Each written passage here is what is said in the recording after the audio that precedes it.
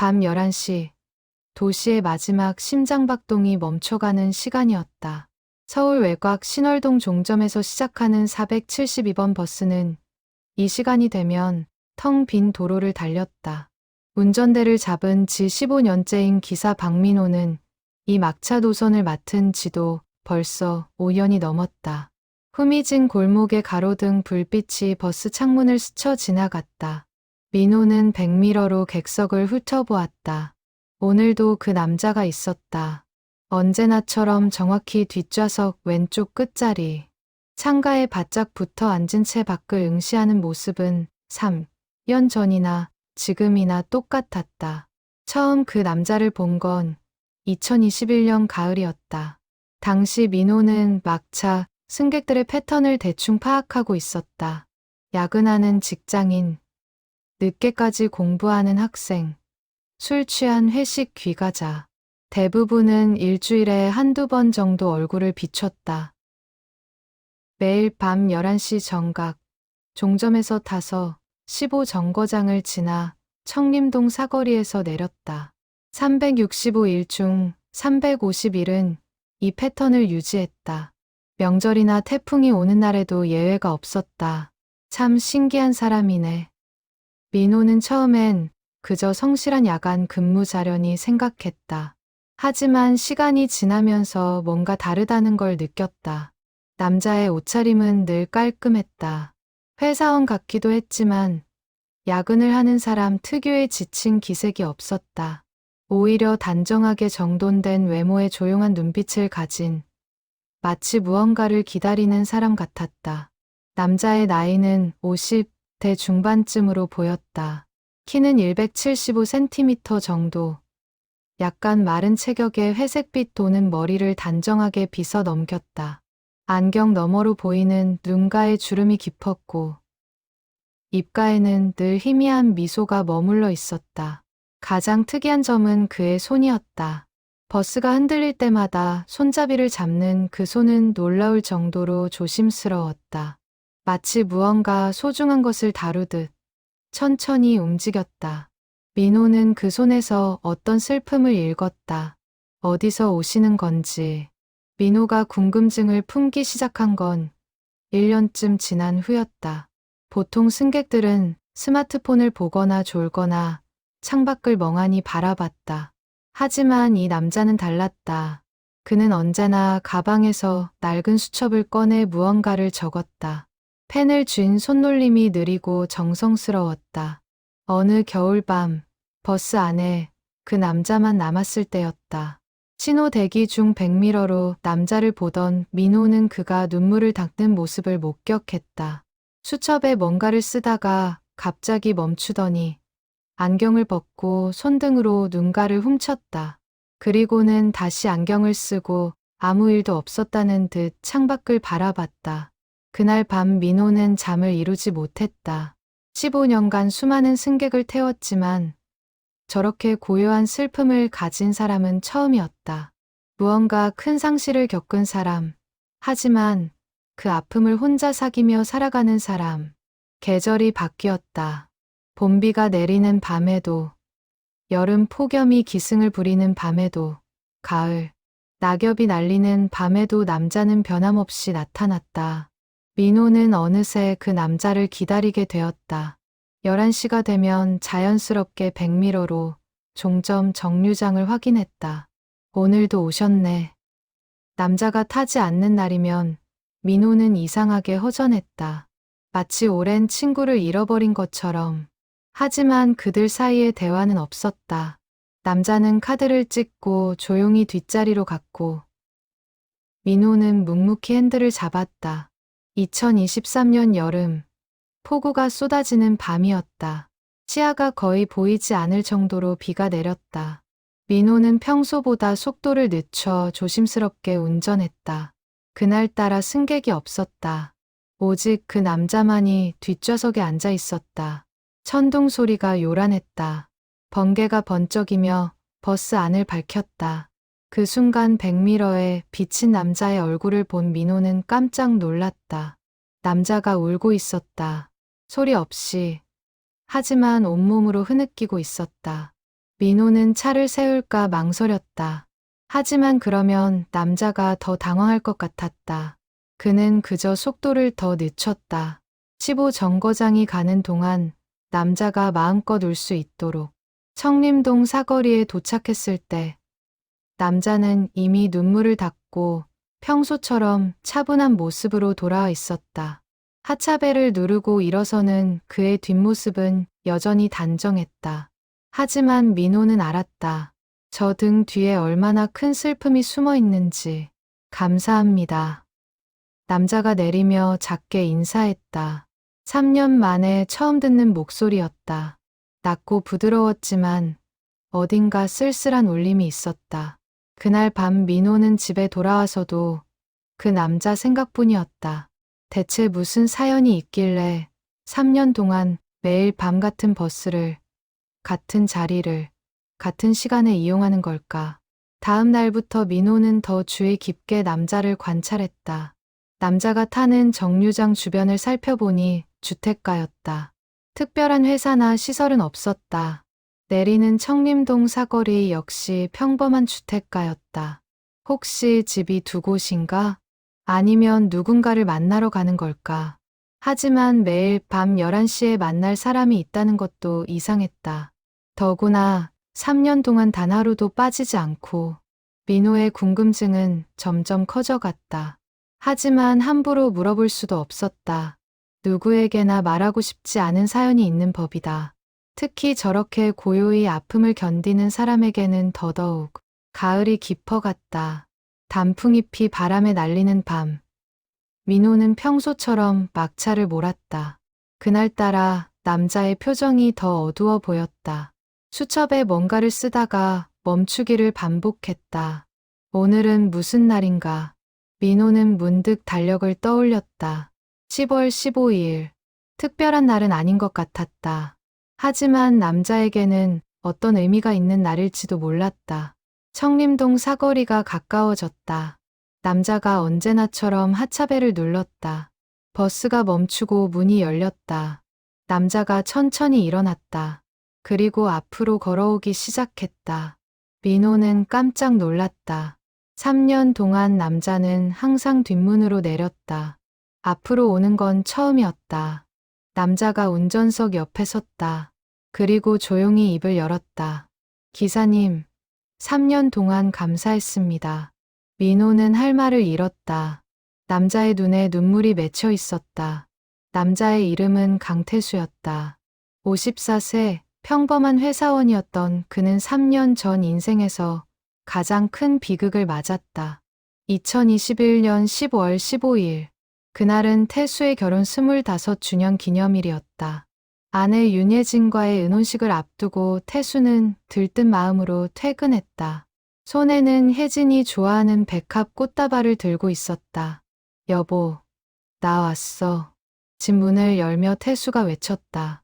하지만 대답이 없었다. 이상했다. 혜진은 항상 집에 있었다. 5년 전 교통사고로 하반신 마비가 된 후 그녀는 휠체어 생활을 했다. 혜진아? 태수는 서둘러 안으로 들어갔다. 거실에도 침실에도 아무도 없었다. 심장이 빠르게 뛰기 시작했다. 화장실 문이 닫혀 있었다. 여보, 여보. 문을 두드렸지만 응답이 없었다. 태수는 급히 문을 열었다. 그리고 그가 본 것은 차가운 욕조 안에 잠긴 아내의 모습이었다. 안 돼, 안 돼. 태수는 미친 듯이 혜진을 끌어안았다. 구급차를 불렀다. 인공호흡을 했다. 하지만 이미 늦었다. 의사는 사망 시각을 오후 4시로 추정했다. 태수가 회사에서 기념일 케이크를 고르고 있을 바로 그 시간이었다. 부검 결과 자살로 판명됐다. 혜진은 오랜 우울증을 앓고 있었다. 하반신 마비 이후 남편에게 짐이 된다는 생각에 괴로워했다. 태수는 몰랐다. 아니, 보지 않으려 했다. 밝은 척하는 아내의 미소 뒤에 숨은 고통을. 미안해. 미안해. 장례식장에서 태수는 혼자 중얼거렸다. 25년을 함께한 아내. 대학 캠퍼스에서 처음 만났을 때 그녀는 햇살처럼 밝게 웃었다. 결혼 후에도 그 웃음은 변하지 않았다. 하나뿐인 딸 수빈이는 미국에서 유학 중이었다. 급히 돌아왔지만 어머니의 마지막을 지키지 못한 죄책감에 눈물만 흘렸다. 태수는 딸을 위로해야 했지만 자신도 무너질 것 같았다. 장례를 치르고 나서 태수는 멍하니 집에 돌아왔다. 텅 빈 거실, 혜진의 휠체어, 아직도 그녀의 향기가 남아있는 침실, 모든 게 고통이었다. 왜 말하지 않았어? 왜? 태수는 혜진의 일기장을 발견했다. 거기엔 남편에 대한 미안함, 딸에 대한 걱정, 그리고 자신의 무력함에 대한 절망이 적혀 있었다. 여보, 미안해요. 당신 짐이 되고 싶지 않았어요. 수빈이한테도 미안해요. 엄마가 너무 약해서. 마지막 페이지를 읽으며 태수는 소리내어 울었다. 왜 자신은 아내의 아픔을 몰랐을까? 왜 더 많이 사랑한다고 말하지 않았을까? 그날부터 태수의 일상은 무너졌다. 회사를 나갔지만 일이 손에 잡히지 않았다. 동료들의 위로는 공허하게 느껴졌다. 집에 돌아가는 것도 두려웠다. 혜진이 없는 집은 더 이상 집이 아니었다. 한 달쯤 지났을 때 태수는 우연히 신문 기사를 봤다. 자살 예방 상담센터에 대한 내용이었다. 그곳에서 자원봉사자를 모집한다는 공고가 있었다. 나 같은 아픔을 겪는 사람이 또 있을까? 태수는 전화를 걸었다. 담당자는 따뜻한 목소리로 설명했다. 자살 유가족 모임이 있다는 것. 그리고 그들이 다른 이들을 돕는 활동을 한다는 것. 저도 도울 수 있을까요? 물론입니다. 아픔을 겪은 분들이 오히려 더 큰 위로가 되시거든요. 첫 모임에 참석한 날, 태수는 자신과 같은 사람들을 만났다. 배우자를 잃은 사람, 자식을 잃은 사람, 부모를 잃은 사람, 모두가 똑같은 눈빛을 하고 있었다. 슬픔과 죄책감, 그리고 그리움. 처음엔 저도 살고 싶지 않았어요. 한 여성이 말했다. 그녀는 2년 전 20살 아들을 잃었다. 하지만 제 아들이 원하는 게 뭘까 생각했어요. 엄마가 행복했으면 좋겠다고 했을 거예요. 태수는 고개를 끄덕였다. 혜진도 그랬을 것이다. 자신이 평생 슬퍼하는 걸 원하지 않았을 것이다. 상담센터에서 태수는 전화상담, 자원봉사를 시작했다. 매일 밤 10시부터 자정까지 자살을 생각하는 사람들의 전화를 받았다. 처음엔 힘들었다. 타인의 고통을 들으면 자신의 상처가 다시 아팠다. 하지만 점차 변화가 일어났다. 누군가의 이야기를 들어주고 위로하고 살아갈 이유를 함께 찾아가면서 태수 자신도 치유되기 시작했다. 제 아내도 누군가 이렇게 들어줬더라면. 태수는 매일 밤 상담센터로 향했다. 회사에서 퇴근하고 집에 들러 간단히 저녁을 먹은 후 신월동에서 472번 막차를 탔다. 청림동 사거리에서 내려 걸어서 10분 거리에 상담센터가 있었다. 왜 택시를 타지 않느냐고 물으면 태수는 웃으며 대답했다. 버스를 타는 시간이 좋아요. 마음을 정리할 수 있거든요. 실제로 그랬다. 15 정거장을 가는 동안 태수는 하루를 돌아봤다. 회사에서 있었던 일, 동료들과의 대화, 그리고 오늘 밤 만날 사람들의 아픔. 뒷좌석 왼쪽 끝자리는 특별했다. 그곳에 앉으면 버스 전체가 보였다. 사람들의 표정, 몸짓, 분위기. 태수는 그들을 보며 생각했다. 저 사람들도 각자의 아픔을 안고 살아가고 있구나. 수첩에는 매일 밤의 기록이 쌓여갔다. 오늘 상담한 사람들, 그들이 한 말, 태수가 해준 위로, 그리고 혜진에게 하지 못한 말들. 여보, 오늘은 23살 여대생과 통화했어. 학업 스트레스로 힘들어하더라고. 우리 수빈이 생각났어. 당신이라면 뭐라고 위로했을까? 태수에게 이 막차는 단순한 교통수단이 아니었다. 일상과 봉사 사이의 경계, 슬픔과 희망 사이의 공간이었다. 버스 안에서 그는 남편이자 아버지인 동시에 누군가의 생명을 구하는 상담사였다. 상담센터는 오래된 빌딩 3층에 있었다. 좁은 공간이었지만 따뜻했다. 책상 5개와 전화기, 그리고 벽에 붙은 당신은 혼자가 아닙니다라는 문구가 전부였다. 태수가 처음 전화를 받은 날을 잊을 수 없었다. 손이 떨렸다. 무슨 말을 해야 할지 막막했다. 하지만 수화기 너머에서 들려온 목소리는 더 떨리고 있었다. 저 죽고 싶어요. 25살 남성이었다. 취업에 실패하고 부모님께 실망만 안겨드린다며 울먹였다. 태수는 깊게 숨을 들이쉬었다. 제 이야기 들어주실 수 있나요? 제가 왜 여기 있는지. 태수는 혜진의 이야기를 했다. 사랑하는 사람을 잃은 슬픔, 그리고 미처 전하지 못한 마음들. 젊은 남성은 조용히 들었다. 당신 부모님도 마찬가지예요. 지금 당신이 힘들어하는 걸 알면 얼마나 가슴 아파하실까요? 2시간 넘게 통화했다. 남성은 다음 주에 다시 전화하겠다고 약속했다. 그날 밤 태수는 집에 돌아와 혜진의 사진 앞에 앉았다. 여보, 오늘 한 사람 살렸어. 당신도 기뻐할 것 같아. 이후 3년 동안 태수는 수백 통의 전화를 받았다. 이별한 연인, 학교 폭력 피해자, 경제적 어려움에 처한 가장, 질병으로 고통받는 환자, 모두가 죽음을 생각하고 있었다. 태수는 그들에게 강요하지 않았다. 살아야 한다고 다그치지도 않았다. 그저 들어주었다. 때로는 몇 시간씩, 때로는 침묵 속에서 울고 싶으면 우세요. 제가 여기 있어요. 어떤 날은 성공했다. 전화를 끊을 때 상대방이 감사합니다. 다시 생각해 볼게요 라고 말했다. 어떤 날은 실패했다.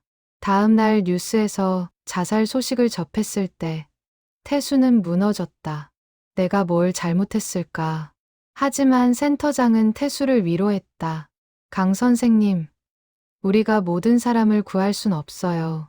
하지만 한 사람이라도 구했다면 그걸로 충분합니다. 태수는 알았다. 혜진을 구하지 못한 죄책감이 자신을 이곳으로 이끌었다는 것을, 그리고 그 죄책감이 이제는 사명감으로 바뀌고 있다는 것을. 매일 밤 막차를 타고 가는 동안 태수는 오늘 만날 사람들을 준비했다. 어떤 위로가 필요할지, 어떤 질문을 던져야 할지. 버스의 리듬이 그를 집중하게 만들었다. 뒷좌석에서 창밖을 보며 태수는 생각했다. 저 불빛 하나하나 뒤에 사람들의 삶이 있다. 행복한 삶도 있고 고통스러운 삶도 있다. 그리고 지금 이 순간에도 누군가는 죽음을 생각하고 있다. 수첩에는 그날의 통화 내용이 기록됐다. 개인정보는 적지 않았다. 단지 감정과 상황, 그리고 태수가 느낀 것들. 오늘은 40대 여성, 남편의 외도로 이혼 위기, 아이들 때문에 살아야 한다고 했지만 목소리에 힘이 없었다. 다음 주 다시 전화하기로 약속. 10대 학생, 성적 비관, 부모님의 기대가 너무 무겁다고. 내가 할 수 있는 말이 뭘까? 완벽하지 않아도 괜찮다고, 그 자체로 소중하다고 말했다. 기록은 계속 쌓여갔다. 태수의 수첩은 생명의 기록이었다. 누군가의 절망이 희망으로 바뀌는 순간들, 어둠 속에서 빛을 찾는 과정들. 가끔 재통화가 왔다. 몇 달 전 상담했던 사람이 그때 선생님 덕분에 살았어요 라고 감사 인사를 전했다. 그럴 때마다 태수는 눈시울이 뜨거워졌다. 아닙니다. 스스로 선택하신 거예요. 하지만 마음속으로는 혜진에게 말했다. 여보, 봤지? 우리가 한 사람을 살렸어. 당신도 함께한 거야. 태수에게 혜진은 여전히 살아 있었다. 매일 밤 상담하며, 매일 밤 막차를 타며 그는 아내와 대화했다. 아내라면 어떻게 했을까? 아내라면 뭐라고 위로했을까? 그렇게 3년이 흘렀다. 1000번이 넘는 밤. 1,000번이 넘는 막차, 1,000번이 넘는 상담. 태수의 삶은 이제 이 반복 속에 자리 잡았다. 회사 동료들은 물었다. 강 대리, 요즘 표정이 좋아졌네요. 무슨 좋은 일 있어요? 태수는 애매하게 웃었다. 그냥 보람 있는 일을 하고 있어서요. 딸 수빈이도 변화를 느꼈다. 영상통화할 때마다 아버지가 예전보다 밝아 보였다. 아빠, 요즘 뭐 하세요?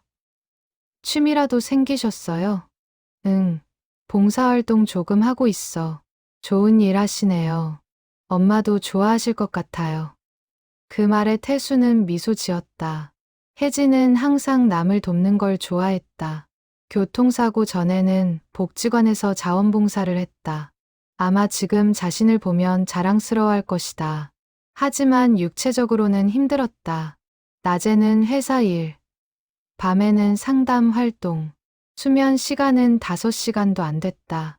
체중이 줄고 얼굴에 핏기가 사라졌다. 센터장이 걱정했다.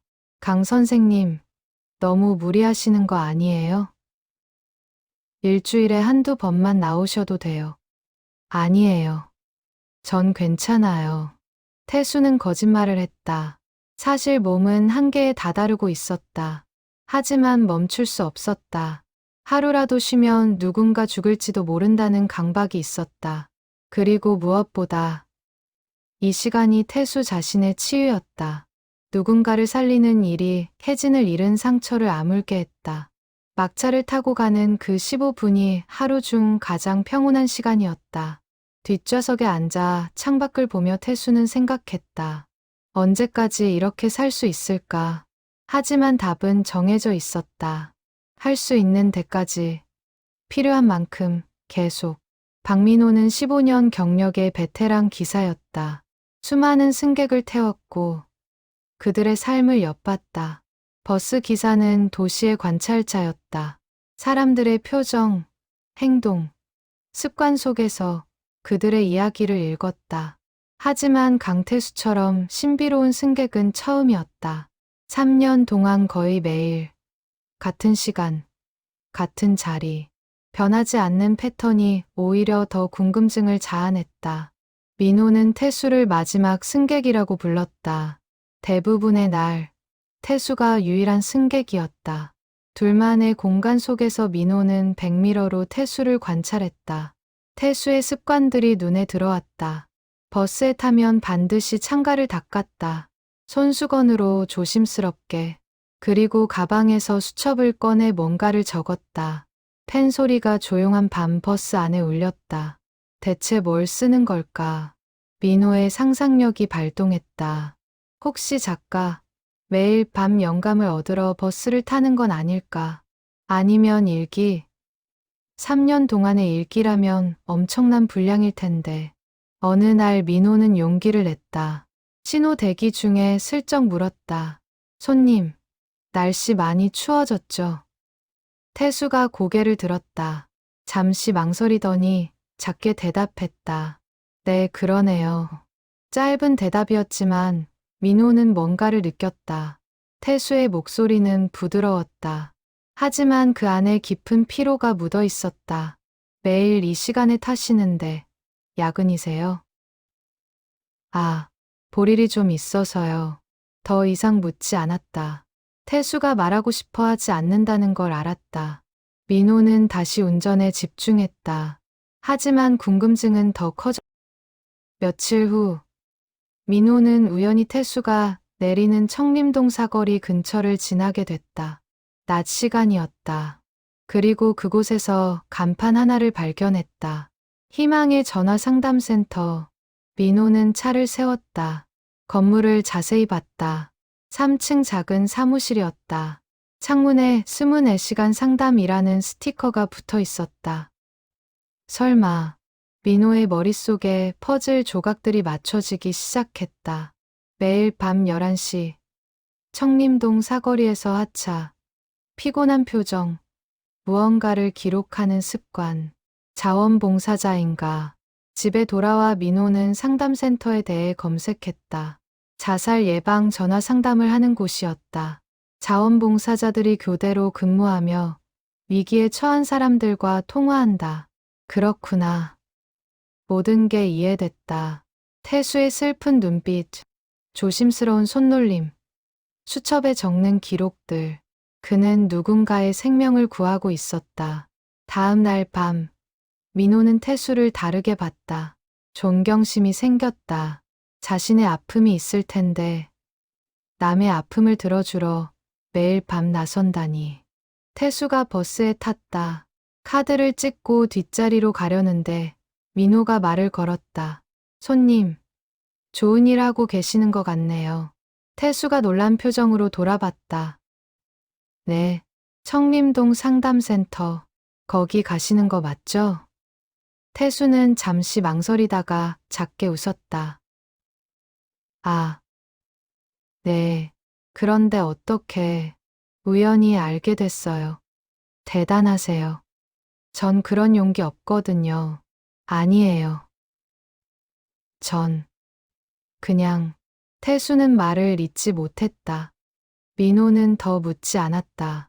대신 조용히 말했다. 매일 안전하게 모셔다 드릴게요. 그날부터 둘 사이에 작은 유대가 생겼다. 여전히 많은 대화를 나누지는 않았다. 하지만 서로를 이해하는 침묵이 있었다. 민호는 태수를 위해 작은 배려를 했다. 버스를 더 부드럽게 몰았다. 급정거를 피했다. 태수가 수첩을 쓸 때는 덜컹거리지 않도록 주의했다. 태수도 변화를 느꼈다. 어느 날 하차하면서 말했다. 기사님, 운전 정말 편안하세요. 감사합니다. 천만에요. 손님 덕분에 저도 힘이 나요. 민호는 진심이었다. 태수를 보며 자신의 일에 대한 자부심을 느꼈다. 버스 기사도 누군가의 하루를 돕는 일이구나. 태수를 안전하게 상담센터까지 데려다 주는 것. 그것도 의미 있는 일이구나. 계절이 바뀌었다. 겨울이 오고 봄이 왔다.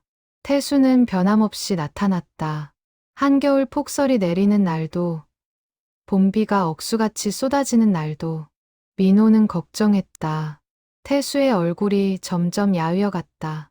눈 밑에 다크서클이 짙어지고 걸음걸이가 느려졌다. 손님, 괜찮으세요? 많이 피곤해 보이시는데. 아, 네. 괜찮아요. 요즘 회사 일이 좀 바빠서요. 거짓말이었다. 민호는 알았다. 태수는 회사 일과 봉사활동을 병행하며 자신을 혹사하고 있었다. 무리하지 마세요. 건강이 제일 중요한 거예요. 감사합니다, 기사님. 태수는 미소 지었지만 그 미소는 너무 쓸쓸했다. 민호는 뭔가 큰 짐을 지고 가는 사람을 보는 것 같았다. 도와주고 싶었지만 어떻게 해야 할지 몰랐다. 어느 여름 밤, 버스 에어컨이 고장 났다. 무더위 속에서 승객들이 짜증을 냈다. 하지만 태수는 묵묵히 창문을 열고 더위를 견뎠다. 죄송합니다, 손님. 에어컨이 괜찮아요. 이 정도는 아무것도 아니에요. 태수의 대답에 민호는 가슴이 먹먹해졌다. 저 사람은 얼마나 큰 고통을 견뎌왔기에 이 더위를 아무것도 아니라고 하는 걸까. 그날 밤 민호는 아내에게 태수 이야기를 했다. 여보, 오늘 참 대단한 사람을 봤어. 누구? 매일 밤 내 버스를 타는 손님인데 자살 예방 상담, 자원봉사를 하신대. 3년 동안 하루도 안 빠지고. 아내는 감탄했다. 세상엔 정말 좋은 사람들이 많네. 당신도 그분 덕분에 보람 느끼는 것 같아. 응. 그분을 안전하게 모셔다 드리는 게 내 역할인 것 같아. 민호는 태수를 지켜보며 생각했다. 우리는 모두 누군가의 삶의 작은 역할을 한다. 버스 기사와 승객, 상담사와 내담자, 모두 연결되어 있다. 그리고 바로 그 연결이 세상을 지탱하는 힘이구나. 3년째 가을이 왔다.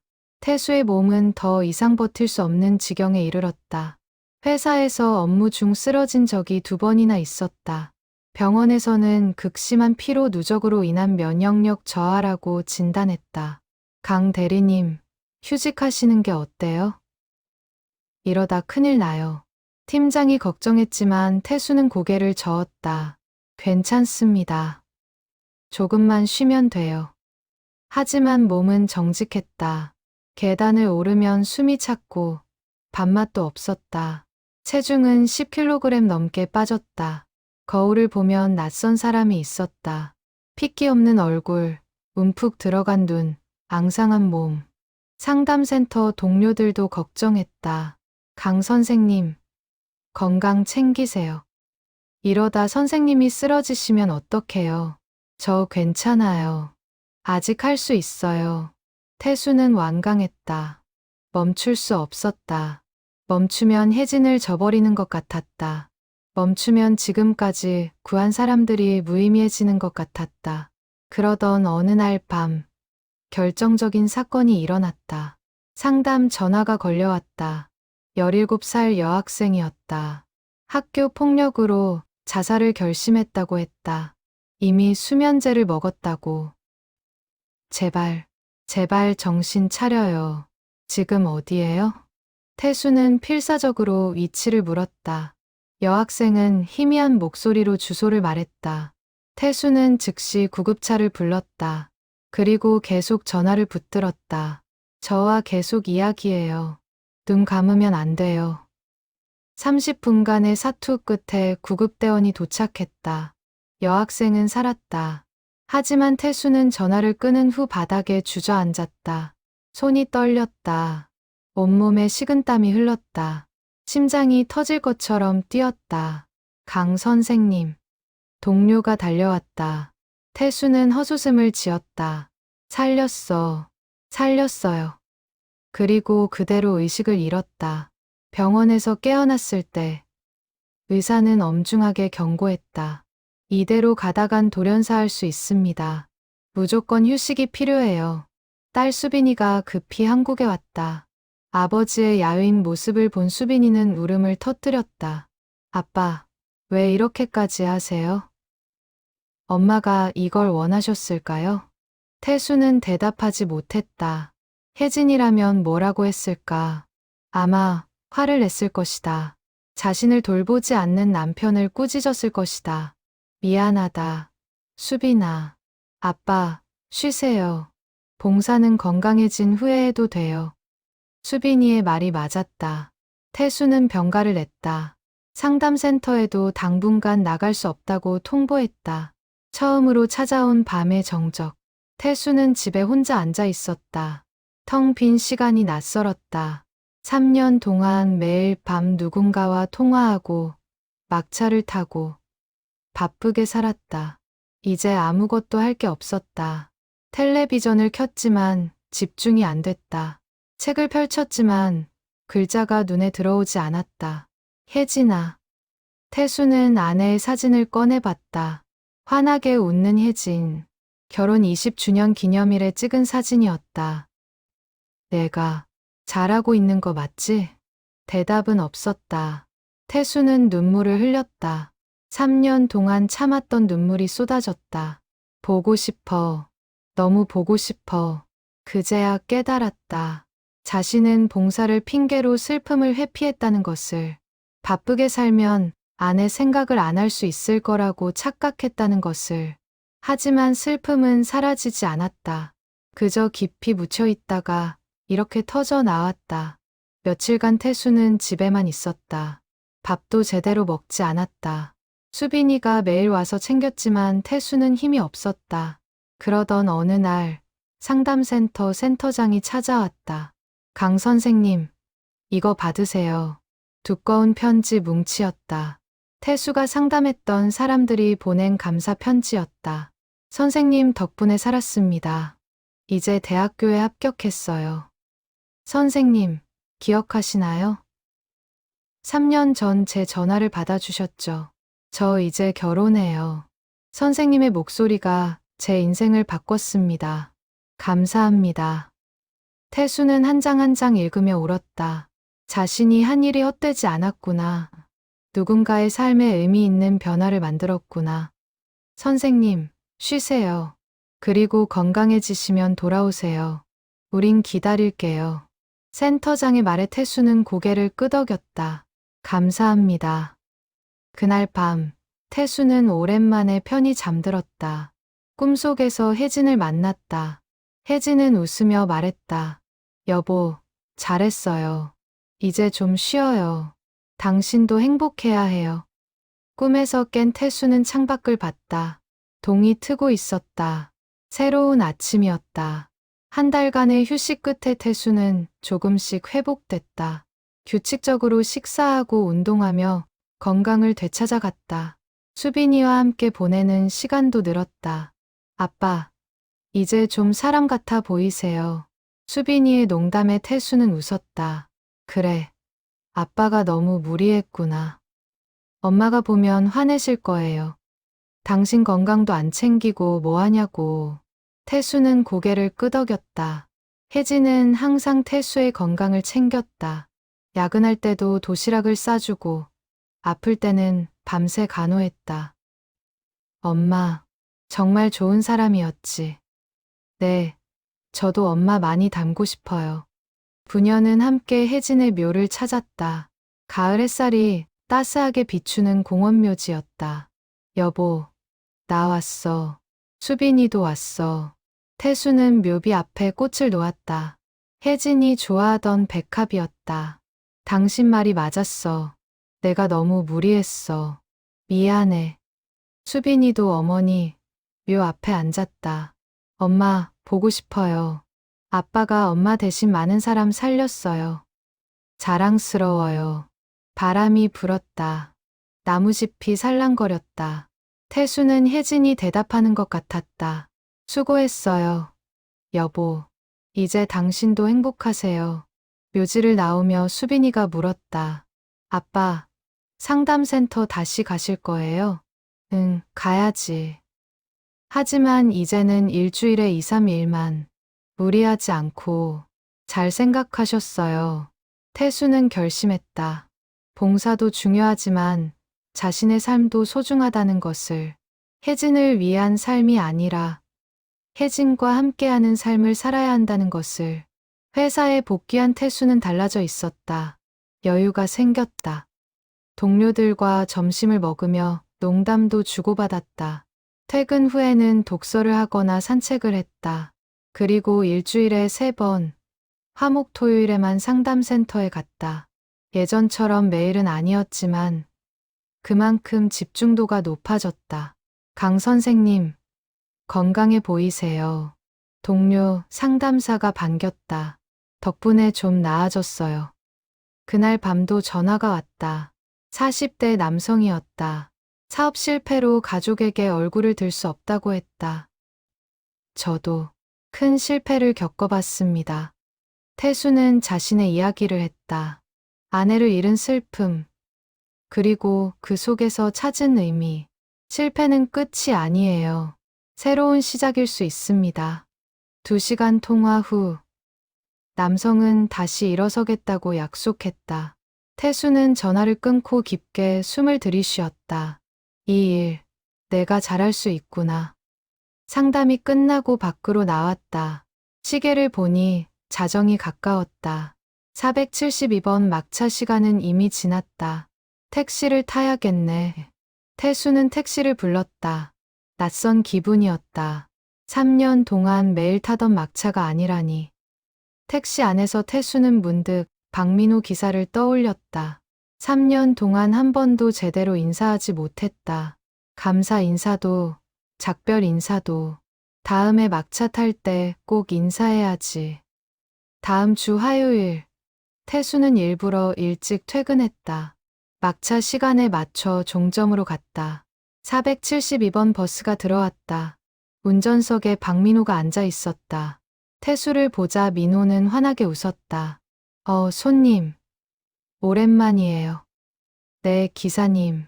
그동안 건강 문제로. 아, 괜찮으세요? 걱정 많이 했어요. 태수는 가슴이 뭉클했다. 이 기사는 자신을 걱정해 줬구나. 덕분에 좋아졌어요. 이제 일주일에 몇 번만 나와요. 잘하셨어요. 건강이 최고죠. 태수는 카드를 찍고 뒷자리로 갔다. 익숙한 자리, 익숙한 풍경. 하지만 뭔가 달랐다. 마음이 더 가벼웠다. 버스가 출발했다. 민호는 백미러로 태수를 봤다. 손님, 그동안 못 여쭤봤는데 힘든 일 하시는 것 같던데 괜찮으세요? 태수는 잠시 망설이다가 대답했다. 힘들기도 하지만 보람 있어요. 누군가에게 필요한 사람이 된다는 게 대단하세요. 전 그런 용기 없거든요. 아니에요. 기사님도 매일 밤 저 같은 사람들 안전하게 데려다 주잖아요. 그것도 큰일이에요. 민호는 뭉클했다. 15년 버스 기사 생활에서 이런 말을 들어본 적이 없었다. 감사합니다, 손님. 두 사람은 조용히 미소 지었다. 말은 많지 않았지만 서로를 이해하는 침묵이 흘렀다. 청림동 사거리에 도착했다. 태수가 하차벨을 눌렀다. 그리고 앞으로 걸어왔다. 기사님. 네, 3년 동안 정말 감사했어요. 기사님 덕분에 제가 이 일을 계속할 수 있었어요.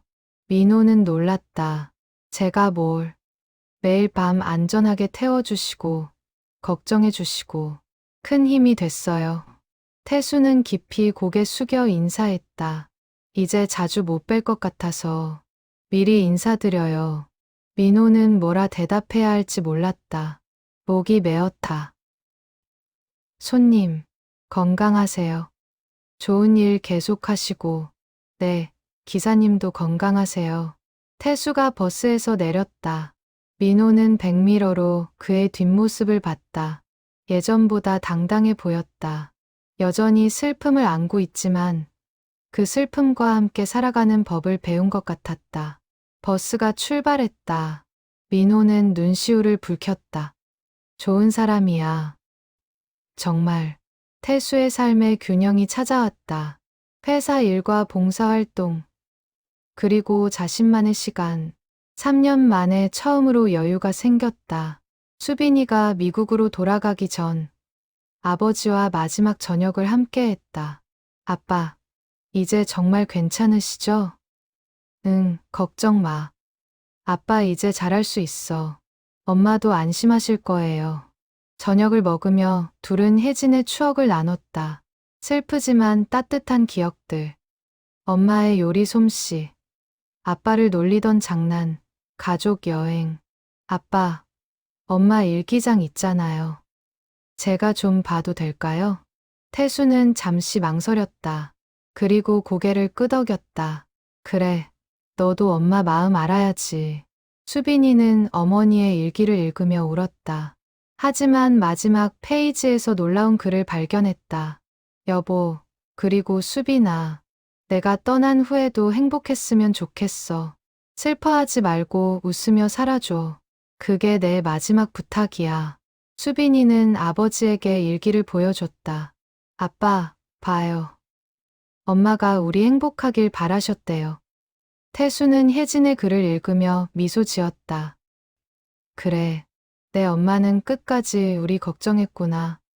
이제 엄마 말대로 살아요. 행복하게. 응, 그래야지. 수빈이가 떠난 후, 태수는 새로운 루틴을 만들었다. 아침마다 조깅을 했다. 퇴근 후에는 요리를 배웠다. 혜진이 만들어 주던 음식들을 재현해 봤다. 처음엔 서툴렀다. 김치찌개는 짜고 불고기는 탔다. 하지만 점점 나아졌다. 요리하는 동안 혜진을 떠올렸다. 여보, 이렇게 하는 거 맞지? 혜진이 옆에서 지켜보는 것 같았다. 미소 지으며 잘했어요 라고 말하는 것 같았다. 상담센터 활동도 달라졌다. 예전처럼 절박하지 않았다. 여유를 가지고 내담자와 대화했다. 그러자 오히려 더 효과적이었다. 선생님, 목소리가 편안해졌어요. 한 내담자가 말했다. 예전엔 약간 긴장된 느낌이었는데 지금은 정말 안정적이에요. 태수는 웃었다. 제가 여유를 찾아서 그런가 봐요. 실제로 그랬다. 자신을 돌보는 법을 배우자 남도 더 잘 도울 수 있었다. 빈 그릇으로는 다른 그릇을 채울 수 없다는 진리를 깨달았다. 어느 토요일, 태수는 특별한 전화를 받았다. 1년 전 상담했던 대학생이었다. 선생님, 저 기억하세요? 취업 못해서 우울했던. 아, 기억나요. 그때 많이 힘드셨죠. 네, 그런데요. 선생님 덕분에 포기 안 하고 계속 도전했어요. 그래서 합격했어요. 태수는 진심으로 기뻤다. 축하해요. 정말 잘 됐네요. 선생님이 그러셨잖아요. 실패는 끝이 아니라 과정이라고. 그 말 믿고 버텼어요. 전화를 끊고 태수는 혜진 사진 앞에 섰다. 여보, 봤지? 또 한 사람이 일어섰어. 사진 속 혜진은 환하게 웃고 있었다. 계절이 바뀌어 겨울이 왔다. 첫눈이 내리는 날, 태수는 혜진과 자주 가던 카페를 찾았다. 창가 자리에 앉아 따뜻한 커피를 마셨다. 여보, 여기 오면 항상 생각나. 혜진은 이 카페의 단골이었다. 바리스타와 친했고 늘 같은 자리에 앉았다. 손님, 오랜만이세요. 바리스타가 인사했다. 네, 오랜만이네요. 부인, 많이 보고 싶으시죠? 태수는 고개를 끄덕였다. 네, 하지만 이젠 괜찮아요. 함께한 시간에 감사하며 살고 있어요. 멋지세요. 커피를 마시며 태수는 창밖을 봤다. 눈이 소복이 쌓이고 있었다. 사람들이 웃으며 걸어갔다. 아이들이 눈사람을 만들었다. 삶은 계속되는구나. 태수는 깨달았다. 혜진은 떠났지만 세상은 계속 돌아간다. 그리고 자신도 그 흐름 속에서 살아가야 한다. 카페를 나서며 태수는 작게 중얼거렸다. 여보, 나 잘 살고 있어. 당신도 편히 쉬어. 그로부터 6개월이 지났다. 태수는 더 건강해졌고 삶의 의미도 찾았다. 상담 활동은 계속했지만 무리하지 않았다. 어느 봄날 회사에서 특별한 공지가 있었다. 우리 회사가 지역 봉사단체와 협력 프로그램을 시작합니다. 직원들의 자원봉사 활동을 지원하겠습니다. 태수는 눈이 반짝였다. 이건 기회였다. 자신의 경험을 공유하고 더 많은 사람을 도울 수 있는. 제가 이미 상담 봉사를 하고 있는데요. 오, 정말요? 그럼 강 대리님이 프로그램을 이끌어 주시면 어떨까요? 태수는 기꺼이 수락했다. 회사 동료들에게 봉사의 의미를 알려주고 싶었다. 첫 설명회 날, 태수는 자신의 이야기를 조심스럽게 나눴다. 저는 사랑하는 사람을 잃었습니다. 그 슬픔 속에서 봉사를 시작했어요. 동료들이 숙연해졌다. 처음엔 제 아픔을 잊으려고 했어요. 하지만 알게 됐죠. 남을 돕는 일이 결국 저를 치유한다는 것을. 태수의 진솔한 고백에 여러 동료가 참여를 신청했다. 함께 상담센터를 방문하고 교육을 받고 봉사를 시작했다. 강 대리님, 이 일 정말 의미 있네요. 젊은 신입사원이 말했다. 네, 그렇죠. 우리가 누군가의 인생을 바꿀 수 있어요. 봉사 프로그램은 성공적이었다. 회사는 태수를 모범 직원으로 표창했다. 하지만 태수에게 진짜 보상은 따로 있었다. 혜진아, 우리 함께 좋은 일 하고 있어. 어느 날 태수는 우연히 박민호 기사를 다시 만났다. 회사 근처 식당에서였다. 기사님. 민호도 놀라 일어섰다. 손님, 여기서 뵙네요. 둘은 함께 식사를 했다. 그동안의 이야기를 나눴다. 손님, 요즘 어떠세요? 좋아요. 많이 좋아졌어요. 기사님은요? 저도 잘 지내요. 그런데 손님 없으니까 막차가 좀 쓸쓸하더라고요. 태수는 웃었다. 제가 그렇게 특별한 승객이었나요? 그럼요. 3년 동안 한 번도 안 빠지고 타신 분이 또 어디 있겠어요. 사실 그 시간이 저한텐 치유의 시간이었어요. 태수는 처음으로 자신의 사연을 자세히 털어놨다. 혜진을 잃은 슬픔, 상담 봉사를 시작한 이유, 그리고 회복의 과정. 민호는 조용히 들었다. 그리고 말했다. 손님, 정말 존경스러워요. 그런 아픔을 겪고도 남을 도우시다니. 아니에요. 제가 도움을 받은 거예요. 남을 돕는 일이 저를 살렸어요. 그래도 쉬운 일이 아니잖아요. 둘은 오래 이야기했다. 버스 기사와 승객을 넘어 한 인간 대 한 인간으로 헤어지며 민호가 말했다. 손님, 가끔 막차 타러 오세요. 옛날 생각도 나고. 네, 그럴게요. 기사님도 건강하세요. 그날 밤, 태수는 오랜만에 472번 막차를 탔다. 뒷좌석 왼쪽 끝자리에 앉았다. 익숙한 풍경이 창밖으로 흘러갔다. 혜진아, 나 여기 또 왔어. 버스가 청림동 사거리에 도착했다. 하차하며 태수는 민호에게 손을 흔들었다. 민호도 웃으며 손을 흔들었다. 좋은 사람이야, 정말. 두 사람 모두 같은 생각을 했다. 1년이 더 흘렀다. 태수의 삶은 안정됐다.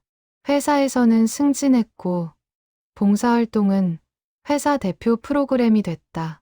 상담센터에서도 태수는 이제 베테랑이었다. 신입 봉사자들을 교육하는 역할도 맡았다. 상담에서 가장 중요한 건 뭘까요? 한 신입이 물었다. 경청이에요. 진심으로 들어주는 것. 태수는 자신의 경험을 나눴다. 사람들은 해결책을 원하는 게 아니에요. 이해받고 싶어 해요. 하지만 자살하려는 사람을 어떻게 설득해요? 설득하지 마세요. 함께 있어 주세요. 그 사람이 혼자가 아니라는 걸 느끼게 해주세요. 신입 봉사자들은 태수의 말에 고개를 끄덕였다. 어느 날 특별한 전화가 왔다. 3년 전 태수가 처음 상담했던 그 젊은 남성이었다. 선생님, 저 기억하세요? 3년 전에. 물론 기억해요. 어떻게 지내세요? 선생님, 저 결혼해요. 그리고 아기도 생겼어요. 태수는 눈물이 났다. 정말, 정말 축하해요. 선생님 아니었으면 저 지금 여기 없었을 거예요. 청첩장 보내도 될까요? 물론이죠. 꼭 보내주세요. 전화를 끊고 태수는 한참 울었다. 기쁨의 눈물이었다. 혜진아, 봤지? 우리가 한 사람의 인생을 바꿨어. 청첩장이 도착했다. 태수는 결혼식에 참석했다. 신랑은 태수를 보자 달려와 껴안았다. 선생님, 감사합니다. 진심으로. 아니에요. 스스로 이겨낸 거예요. 결혼식은 아름다웠다. 신랑 신부는 행복해 보였다. 태수는 그들을 보며 생각했다. 이래서 이 일을 하는구나. 피로연에서 신랑이 감사 인사를 했다. 제 생명의 은인이신 분이 오셨습니다. 그분 덕분에 제가 여기 서 있습니다. 하객들이 박수를 쳤다. 태수는 부끄러워하며 손을 흔들었다. 집에 돌아와 태수는 혜진 사진 앞에 섰다. 여보, 오늘 정말 좋은 날이었어. 내가 도운 사람이 결혼했어. 사진 속 혜진은 환하게 웃었다. 태수도 따라 웃었다. 당신도 자랑스러워하겠지. 우리 남편이 좋은 일 하고 있다고. 그날 밤, 태수는 오랜만에 수첩을 펼쳤다. 4년간의 기록이 빼곡했다. 읽어 내려가며 추억을 떠올렸다. 마지막 페이지에 태수는 새로운 글을 썼다. 혜진아, 이제 나도 행복해. 당신 걱정했던 것처럼 슬픔에 갇혀 살지 않아. 당신과의 추억을 소중히 간직하며 의미 있는 삶을 살고 있어. 고마워. 사랑해. 수첩을 덮으며 태수는 미소 지었다. 이제 진짜 괜찮아. 5년이 흘렀다. 태수는 59세가 됐다. 회사에서는 부장으로 승진했고 상담센터에서는 자문위원이 됐다. 딸 수빈이도 미국에서 학위를 마치고 한국으로 돌아왔다. 그리고 놀라운 결정을 발표했다. 아빠, 저도 상담 공부할래요. 태수는 깜짝 놀랐다. 정말? 네. 아빠 모습 보면서 생각했어요. 저도 누군가를 도울 수 있는 사람이 되고 싶다고. 태수는 딸을 껴안았다. 내 엄마가 정말 기뻐하실 거야. 수빈이는 상담심리학 대학원에 입학했다. 주말마다 아버지와 함께 상담센터에 나가 배웠다. 아빠는 타고난 상담사예요. 아니야. 나도 처음엔 서툴렀어. 하지만 지금은 정말 훌륭하세요. 존경해요. 부녀가 함께 봉사하는 모습은 센터의 명물이 됐다. 사람들은 감동했다. 어느 가을밤, 태수는 다시 472번 막차를 탔다. 이제는 가끔씩만 타는 버스였다. 박민호는 여전히 운전대를 잡고 있었다. 손님. 오랜만이에요. 기사님, 건강하세요? 네, 덕분에요. 손님도 여전히 좋은 일 하시죠? 네, 이제는 딸이랑 같이 해요. 멋지네요. 뒷좌석에 앉아 태수는 창밖을 봤다. 5년 전과 똑같은 풍경이었다. 하지만 태수의 마음은 완전히 달라져 있었다. 예전엔 이 시간이 도피였다. 슬픔에서 벗어나기 위한 몸부림이었다. 하지만 이젠 감사였다. 살아있음에, 누군가를 도울 수 있음에. 청림동 사거리가 가까워졌다. 하차벨을 눌렀다. 앞으로 걸어가며 민호에게 말했다. 기사님, 5년 전 제 말 기억하세요? 뭐요? 감사하다고 했잖아요. 그 말 다시 하고 싶어요. 민호는 웃었다. 저도 손님 덕분에 제 일에 보람을 느껴요. 우린 서로 도운 거네요. 그런가 봐요. 태수가 버스에서 내렸다. 그리고 돌아서서 손을 흔들었다. 민호도 손을 흔들었다. 버스가 떠나갔다. 태수는 그 뒷모습을 한참 바라봤다. 혜진아, 나 정말 많이 변했지? 상담센터로 걸어가며 태수는 생각했다. 인생은 예측할 수 없다. 누구도 미래를 알 수 없다. 혜진을 잃을 줄도, 이렇게 많은 사람을 도울 줄도 몰랐다. 하지만 확실한 건 슬픔도 의미가 될 수 있다는 것. 상실도 새로운 시작이 될 수 있다는 것. 센터 문을 열며 태수는 웃었다. 오늘도 시작이야. 그날 밤. 첫 전화는 20대 여성이었다. 직장 스트레스로 힘들어했다. 제 이야기 좀 들어주세요. 태수는 부드럽게 대답했다. 물론이죠. 제가 여기 있어요. 수화기 너머로 여성의 목소리가 흘러나왔다. 태수는 조용히 들었다. 판단하지 않고, 서두르지 않고, 그저 함께 있어 주었다. 1시간 후, 여성은 웃으며 말했다. 감사해요. 많이 나아진 것 같아요. 언제든지 다시 전화하세요. 당신은 혼자가 아니에요.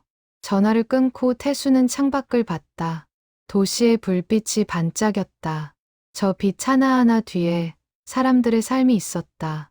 누군가는 행복하고, 누군가는 힘들고, 누군가는 희망을 찾고 있었다. 그리고 태수는 여기, 이 작은 센터에서 그들과 함께 있었다. 혜진아, 고마워. 나를 이 길로 이끌어줘서. 밤은 깊어갔다. 하지만 상담센터의 불은 환하게 켜져 있었다. 어둠 속에서 누군가를 기다리며. 태수는 다음 전화를 기다렸다. 누군가의 고통을 함께 나누고 희망을 전하기 위해. 버스 종점에서 시작된 여정은 이제 끝이 아니었다. 매일 밤 새로운 시작이었다. 그리고 태수는 알았다. 혜진은 떠났지만 사랑은 남아있다는 것을. 그 사랑이 자신을 통해 다른 사람들에게 전해진다는 것을. 오늘도 누군가를 살리자. 태수는 다음 전화벨이 울리기를 기다렸다. 준비된 마음으로, 열린 마음으로. 밤의 종점에서 새로운 희망이 시작되고 있었다.